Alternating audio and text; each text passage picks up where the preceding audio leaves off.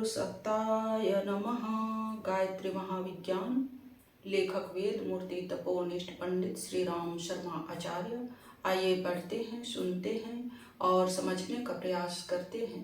गायत्री मंत्र हमारे साथ साथ। ओम भूर्भुवः स्वः तत्सवितुर्वरेण्यं भर्गो देवस्य धीमहि धियो यो नः प्रचोदयात्। गायत्री साधना से श्री समृद्धि और सफलता। गायत्री त्रिगुणात्मक है। उसकी उपासना से जहाँ सतोगुण बढ़ता है वहाँ कल्याणकारक एवं उपयोगी रजोगुण की भी अभिवृद्धि होती है। रजोगुणी आत्मबल बढ़ने से मनुष्य की गुप्त शक्तियाँ जागृत होती है, जो संसारिक जीवन के संघर्ष में अनुकूल प्रतिक्रिया उत्पन्न करती है। उत्साह, साहस, स्फूर्ति, निरालस्यता, आशा, दूरदर्शिता, तीव्र बुद्धि, अवसर की पहचान, वाणी में माधुर्य, व्यक्तित्व में आकर्षण, स्वभाव में मिलनसारी जैसी अनेक छोटी बड़ी विशेषताएं उन्नत तथा विकसित होती है, जिसके कारण श्री तत्व का उपासक भीतर ही भीतर एक नए ढांचे में ढलता जाता है। उनमें एक परिवर्तन हो जाते हैं, जिनके कारण साधारण व्यक्ति भी धनी समृद्धि हो सकता है। गायत्री उपासकों में ऐसी त्रुटियां जो मनुष्य को दुखी बनाती है नष्ट होकर वे विशेषताएं उत्पन्न होती है, जिनके कारण मनुष्य क्रमशः समृद्धि, संपन्नता और उन्नति की ओर अग्रसर होता है। गायत्री अपने साधकों की झोली में सोने की असरफियां नहीं उड़ेलती। यह भी ठीक है कि वह साधक में उन विशेषताओं को उत्पन्न करती है जिनके कारण वह अभावग्रस्त और दीनहीन नहीं रह सकता। इस प्रकार के अनेकों उदाहरण हमारी जानकारी में हैं, जिनमें से कुछ नीचे दिए जाते हैं। हरदोई जिला छिंदवाड़ा में पंडित भेरूलाल ब्रह्मचारी लिखते हैं, रोजी में उत्तरोत्तर वृद्धि होने के कारण मैं धन धान्य से परिपूर्ण हूँ। जिस कार्य में हाथ डालता हूँ उसी में सफलता मिलती है। अनेक तरह के संकटों का निवारण आप ही आप हो जाता है। इतना तो अनुभव मेरे खुद का गायत्री मंत्र जपने का है। झांसी के पंडित लक्ष्मीकांत झा व्याकरण साहित्याचार्य लिखते हैं, बचपन से ही मुझे गायत्री पर श्रद्धा हो गई थी और उसी समय से 1000 गायत्री मंत्रों का नित्य जप करता हूँ। इसी के प्रताप से मैंने साहित्याचार्य, व्याकरणाचार्य, साहित्य रत्न तथा वेद शास्त्री आदि परीक्षाएं उत्तीर्ण की तथा संस्कृत कॉलेज झांसी का प्रिंसिपल बना। मैंने एक सेठ के 16 वर्षीय मरणासन पुत्र के प्राण गायत्री जप से बचते हुए देखे हैं, जिससे मेरी श्रद्धा और भी दृढ़ हो गई है। वृंदावन के पंडित तुलसी राम शर्मा लिखते हैं, लगभग 10 वर्ष हुए होंगे। श्री उड़िया बाबा की प्रेरणा से हाथरस निवासी लाला गणेशी लाल ने गंगा किनारे कर्णवास में 24 लक्ष गायत्री का अनुष्ठान कराया था। उसी समय से गणेशी लाल जी की आर्थिक दशा दिन दिन ऊंची उठती गई और अब उनकी प्रतिष्ठा संपन्नता तब से चौगुनी है। प्रतापगढ़ के पंडित हर नारायण शर्मा लिखते हैं, मेरे एक निकट संबंधी ने काशी में एक महात्मा से धन प्राप्त का उपाय पूछा। महात्मा ने उपदेश दिया कि प्रातःकाल 4 बजे उठकर शौचादि से निवृत्त होकर स्नान संध्या के बाद खड़े होकर नित्य 1000 गायत्री मंत्र का जप किया करो। उसने ऐसा ही किया, फलस्वरूप उसका आर्थिक कष्ट दूर हो गया। प्रयाग जिले के छितौना ग्राम निवासी पंडित देवनारायण जी देव भाषा के असाधारण विद्वान और गायत्री के अनन्य उपासक हैं। 30 वर्ष की आयु तक अध्ययन करने के उपरांत उन्होंने गृहस्थ आश्रम में प्रवेश किया। स्त्री बड़ी सुशील एवं पति भक्त मिली। विवाह के बहुत काल बीत जाने पर भी जब कोई संतान नहीं हुई तो वह अपने आप को बंधत्व से कलंकित समझकर दुखी रहने लगी। पंडित जी ने उसकी इच्छा जानकर 1.25 लक्ष जप का अनुष्ठान किया। कुछ ही दिन में उनके एक प्रतिभावान मेधावी पुत्र उत्पन्न हुआ, जो आजकल देव भाषा की सर्वोच्च उपाधि प्राप्त करने की तैयारी कर रहा है। प्रयाग के पास जमुनीपुर ग्राम में रामनिधि शास्त्री नामक एक विद्वान ब्राह्मण रहते थे। वे अत्यंत निर्धन थे, पर गायत्री साधना में उनकी बड़ी तत्परता थी। एक बार 9 दिन उपवास करके उन्होंने नवाहन पुरुषचरण किया। पुरुषचरण के अंतिम दिन अर्धरात्रि को भगवती गायत्री ने बड़े दिव्य स्वरूप में उन्हें दर्शन दिया और कहा, तुम्हारे इस घर में अमुक स्थान पर असरफियों से भरा घड़ा रखा है, उसे निकालकर अपनी दरिद्रता दूर करो। पंडित जी ने घड़ा निकाला और वे निर्धन से धनपति हो गए। इंदौर निवासी पंडित रक्षपाल जी ने बताया है कि एक व्यक्ति अपनी पत्नी के साथ लड़ाई झगड़ा करता रहता था। थोड़े दिन तक गायत्री मंत्र से अभिमंत्रित जल पीने से उसका स्वभाव बदल गया और उन स्त्री दोनों में उत्तरोत्तर स्नेह बढ़ता गया। बड़ौदा के वकील रामचंद्र कालीशंकर पाठक आरंभ में 10 रुपये मासिक की एक छोटी नौकरी करते थे। उस समय उन्होंने एक गायत्री पुरुषचरण किया। तब से उनकी रुचि विद्याध्ययन में लगी और धीरे धीरे प्रसिद्ध कानूनंदा हो गए। उनकी मासिक आमदनी करीब 500 रुपये तक है। महुआ काठियावाड़ा के रणछोड़ लाल भाई का कथन है कि एक मनुष्य का लड़का मैट्रिक में 2 बार फेल हो चुका था। अंत में उनने दुखी होकर गायत्री का जप कराया। उस वर्ष उसका लड़का अच्छे नंबरों से पास हुआ। गुजरात के मधुसूदन स्वामी का संन्यास लेने से पहले मायाशंकर दयाशंकर पंड्या था।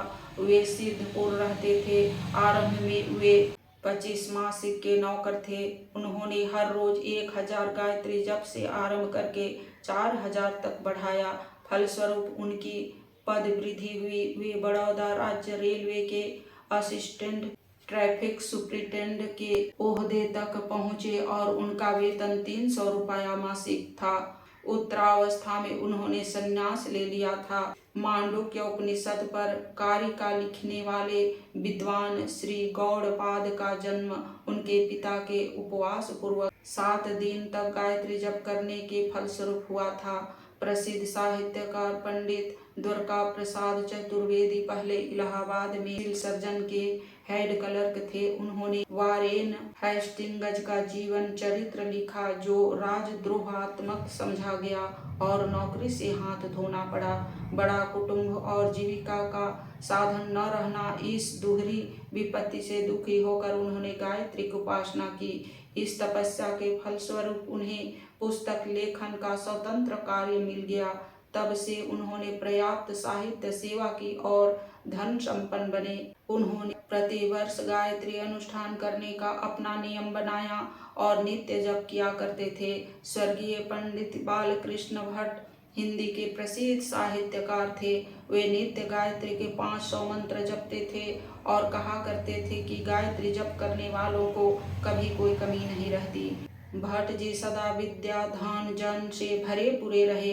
प्रयाग विश्वविद्यालय के प्रोफेसर क्षेत्रचंद्र चट्टोपाध्याय का भांजा उनके यहाँ रहकर पढ़ता था।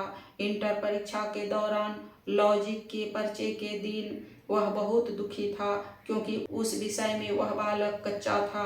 प्रोफेसर साहब ने उसे प्रोत्साहन देकर परीक्षा देने भेजा और स्वयं छुट्टी लेकर आसन जमाकर गायत्री जपने लगे। जब तक बालक लौटा तब तक बराबर जप करते रहे। बालक ने बताया उसका वह पर्चा बहुत ही अच्छा हुआ और लिखते समय उसे लगता था मानो उसकी कलम पकड़कर कोई लिखता चलता है। वह बहुत अच्छे नंबरों से उत्तीर्ण हुआ। इलाहाबाद के पंडित प्रताप नारायण चतुर्वेदी की नौकरी छूट गई। बहुत तलाश करने पर भी जब कोई जगह न मिली तो उन्होंने अपने पिता के आदेशानुसार गायत्री का 1.25 लक्ष जप किया।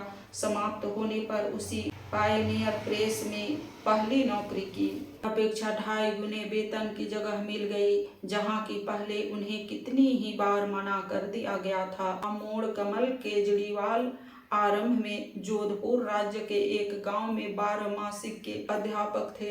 एक छोटी सी पुस्तक से आकर्षित होकर उन्होंने गायत्री जपने का नित्य नियम बनाया। जप करते करते अचानक उनके मन में स्फुरणा हुई कि मुझे कलकत्ता जाना चाहिए, वहाँ मेरी आर्थिक उन्नति होगी। निदान वे कलकत्ता पहुँचे। वहाँ व्यापारिक क्षेत्रों में वे नौकरी करते रहे और श्रद्धापूर्वक गायत्री साधना करते रहे। रुई के व्यापार से उन्हें भारी लाभ हुआ और थोड़े ही दिन में लखपति बन गए। बुल्ढाना के श्री बद्री प्रसाद वर्मा बहुत निर्बल आर्थिक स्थिति के आदमी थे।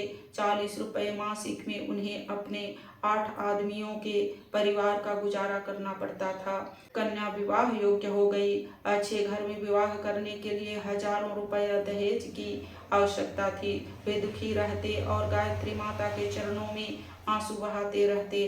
अचानक ऐसा संयोग हुआ कि एक डिप्टी कलेक्टर के लड़के की बारात कन्या पक्ष वालों से झगड़कर बिना ब्याह वापस लौट रही थी। डिप्टी साहब वर्मा जी को जानते थे। रास्ते में उनका गांव पड़ता था। उन्होंने वर्मा जी के पास प्रस्ताव भेजा कि अपनी कन्या का विवाह आज ही हमारे लड़के से कर दें। वर्मा जी राजी हो गए।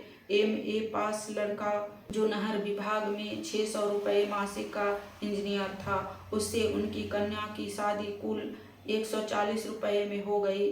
देहरादून का वसंत कुमार नामक छात्र एक वर्ष मैट्रिक में फेल हो चुका था। दूसरे वर्ष भी पास होने की आशा न थी। उसने गायत्री उपासना की और परीक्षा में अच्छे नंबरों से पास हुआ। संभलपुर के बाबू कौशल किशोर माहेश्वरी अस्वर्ण माता पिता से उत्पन्न होने के कारण जाति से बहिष्कृत थे। विवाह न होने के कारण उनका चित्त बड़ा दुखी रहता था। गायत्री माता से अपना दुख रोकर चित्त हल्का कर लेते थे। 26 वर्ष की आयु में उनकी शादी एक सुशिक्षित उच्च घराने की अत्यंत रूपवती तथा सर्वगुण संपन्न कन्या के साथ हुई। माहेश्वरी जी के अन्य भाई बहनों की शादी भी उच्च तथा संपन्न परिवारों में हुई। जाति बहिष्कार के अपमान से उनका परिवार पूर्णतया मुक्त हो गया। हृदयनगर जिला मंडला के पंडित शुभ प्रसाद मिश्र गायत्री के अनन्य भक्त हैं। अपने से कई गुने साधन संपन्न विरोधी को परास्त करके वे डिस्ट्रिक्ट बोर्ड के चेयरमैन चुने गए। बहालपुर के राधा वल्लभ तिवारी के विवाह से 16 वर्ष बीत जाने पर भी संतान न हुई। उन्होंने गायत्री उपासना का आश्रय लिया। फलस्वरूप उन्हें एक कन्या और पुत्र की प्राप्ति हुई। प्राचीन काल में दशरथ जी को गायत्री द्वारा पुत्रेष्टि यज्ञ करने पर और राजा दिलीप को गुरु वशिष्ठ के आश्रम में गायत्री उपासना करते हुए गौ दुग्ध का कल्प करने पर सुसंतति की प्राप्ति हुई थी। राजा अश्वपति ने गायत्री यज्ञ करके संतान पाई थी। कुंती ने बिना पुरुष संभोग के गायत्री मंत्र द्वारा सूर्य को आकर्षित करके कर्ण उत्पन्न किया था। दिल्ली में नई सड़क पर श्री बुद्धराम भट्ट नामक एक दुकानदार है। इनके 45 वर्ष की आयु तक कोई संतान न हुई थी। उपासना से उस ढलती आयु में उन्हें पुत्र प्राप्त हुआ जो बड़ा ही सुंदर होनहार दिखाई पड़ता है। गुरुकुल वृंदावन के एक कार्यकर्ता सुदामा मिश्र के यहाँ 14 वर्ष से कोई बालक जन्मा ही नहीं था। गायत्री पुरुषरण करने से उनके यहाँ एक पुत्र उत्पन्न हुआ और वंश चलने तथा घर के किवाड़ खुले रहने की चिंता दूर हो गई। सरसई के जीवनलाल वर्मा का 3 वर्ष का होनहार बालक स्वर्गवासी हो गया। उनका घर भर बालक के छोह से उद्विग्न था। उनने गायत्री की विशेष उपासना की। दूसरे मास उनकी पत्नी ने स्वप्न में देखा कि उनका बच्चा गोदी में चढ़ गया है और जैसे ही छाती से लगाना चाहा कि बालक उसके पेट में घुस गया। उस स्वप्न के 9 महीने बाद जो बालक जन्मा वह हर बात से उसी मरे हुए बालक की प्रतिमूर्ति था। इस बच्चे को पाकर उनका शोक पूर्णतया शांत हो गया। बैजनाथ भाई रामजी भाई भुलारे को कई बार विद्वानों के द्वारा गायत्री अनुष्ठान में आश्चर्यजनक लाभ हुआ। 6 कन्याओं के बाद उन्हें पुत्र हुआ। 17 साल पुराना बाबा सिर अच्छा हुआ और व्यापार में इतना लाभ हुआ जितना कि इससे पहले उन्हें कभी नहीं हुआ। डोरी बाजार के पंडित पूजा मिश्र का कथन है कि हमारे पिताजी पंडित देवी प्रसाद जी एक गायत्री उपासक महात्मा के शिष्य थे। पिताजी की आर्थिक स्थिति खराब थी। उनको दुखी देखकर महात्मा जी ने उन्हें गायत्री उपासना बताई। फलस्वरूप खेती में भारी लाभ होने लगा। छोटी सी खेती की विशुद्ध आमदनी से अब उनकी हालात बहुत अच्छी हो गई है और बचत का 20,000 रुपया बैंक में जमा हो गया है। गुजरात के ईडर रियासत के निवासी पंडित गौरी रेवाशंकर याज्ञिक ने 15 वर्ष की आयु से गायत्री उपासना आरंभ कर दी थी और छोटी आयु में ही गायत्री के 24 लाख के 3 महापुरुष शरण किए थे। इसके फल से विद्या, ज्ञान तथा अन्य शुभ संस्कारों की इतनी वृद्धि हुई कि ये जहाँ गए वहीं इनका आदर सम्मान हुआ, सफलता प्राप्त हुई। इनके पूर्वज पूना में एक पाठशाला चलाते थे जिसमें विद्यार्थी उच्च कोटि की धार्मिक शिक्षा दी जाती थी। गौरी शंकर जी ने उस पाठशाला को अपने घर पर ही चलाना आरंभ किया और विद्यार्थियों को गायत्री उपासना का उपदेश देने लगे।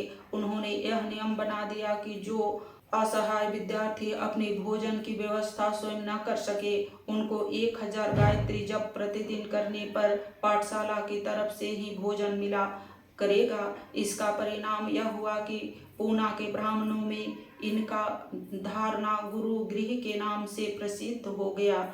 जबलपुर के राधे श्याम शर्मा के घर में आए दिन बीमारियां सताती थी। उनकी आमदनी का एक बड़ा भाग वैद्य डॉक्टरों के घर में चला जाता था। जब से उनने गायत्री उपासना आरंभ की, उनके घर में बीमारी पूर्णतया विदा हो गई। करके श्री शिव भगवान जी सोमानी तपेदिक से सख्त बीमार पड़े थे। उनके साले माले गांव के शिवरतन जी मारू ने उन्हें गायत्री का मानसिक जप करने की सलाह दी, क्योंकि वे अपने पारिवारिक कलह तथा स्त्री की अस्वस्थता से छुटकारा प्राप्त कर चुके थे। सोमानी की बीमारी इतनी घातक हो चुकी थी कि डॉक्टर बिल मोरिया जैसे सर्जन को कहना पड़ा कि पसली की 3 हड्डियां निकलवा दी जाए तो ठीक होने की संभावना है, अन्यथा 15 दिन में हाल काबू से बाहर हो जाएगा। वैसी भयंकर स्थिति में सोमानी जी ने गायत्री माता का आंचल पकड़ा और पूर्ण स्वस्थ होकर अब वे रोहिणीपुर में अपना अच्छा कारोबार कर रहे हैं। श्री गोवर्धन पीठ के शंकराचार्य जी ने अपनी पुस्तक मंत्र शक्ति योग के पृष्ठ 167 पर लिखा है कि राव मामलतदार पहाड़पुर कोल्हापुर वाले गायत्री मंत्र से सांप के जहर को उतार देते हैं। रोहिड़ा निवासी श्री नैनूराम को 20 वर्ष की पुरानी बात व्याधि थी और बड़ी बड़ी दवाएं करा लेने पर भी अच्छी ना हुई थी। गायत्री उपासना द्वारा उनका रोग पूर्णतया अच्छा हो गया। इस प्रकार के अगणित उदाहरण उपलब्ध हो सकते हैं जिनमें गायत्री उपासना द्वारा राजसिक वैभव से साधक लाभान्वित हुए हैं। आज के वीडियो में इतना ही। अगला वीडियो में गायत्री साधना से आपत्तियों का निवारण पढ़ेंगे, सुनेंगे और समझेंगे। लाइक, सब्सक्राइब और शेयर करें। धन्यवाद। ओम शांति।